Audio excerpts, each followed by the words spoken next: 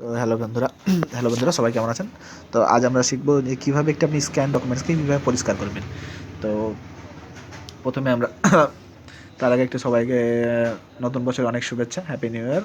দেরি করে হলেও জানালাম, তো একটু দেরি হয়ে গেছে, আমি ভিডিও কিছুদিন আপলোড করতে পারিনি। তো আজকে আমরা শিখবো যেটা স্ক্যান ডকুমেন্টসকে কীভাবে আপনি পরিষ্কার করবেন এবং প্রিন্ট আউট করতে পারবেন সেটা পরিষ্কার করার।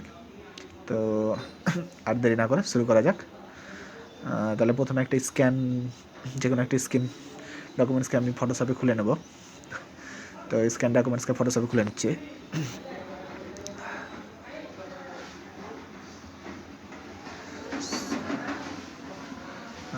ফটোশপ 7.0 এটা ব্যবহার করছি আমি, আপনি কারেন্ট ভার্সনে ব্যবহার করতে পারেন। ফরম্যাট একই সব সিস্টেমে, তো মানে এই পদ্ধতিটা একই হবে। তো এখানে আমরা যেটা করব সেটা হচ্ছে প্রথমে এটা যেহেতু কালারে আছে তাহলে এটাকে আমরা ব্ল্যাক অ্যান্ড হোয়াইট করে নেব।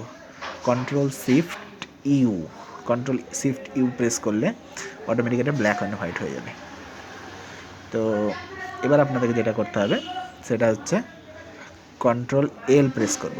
কন্ট্রোল এলে লেবেল আসবে।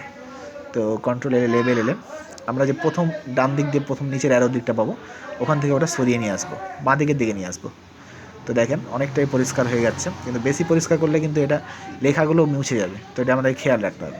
তাহলে মাঝখানের অ্যারোটাকে আমি আবার আর একটু ডান দিকে নিয়ে যাব, তাহলে লেখাগুলো দেখেন একটু ডিপ আসছে, তাহলে আপনার অ্যাডজাস্ট হয়ে যাবে। বেশি ডিপ করলে, বেশি নিয়ে গেলে বেশি কালো হয়ে যাবে, তো আপনাকে পরিমাণ মতো নিজে বুঝে নিয়ে অ্যাডজাস্ট করে নিতে হবে, এটা আপনি বুঝতে পারবেন।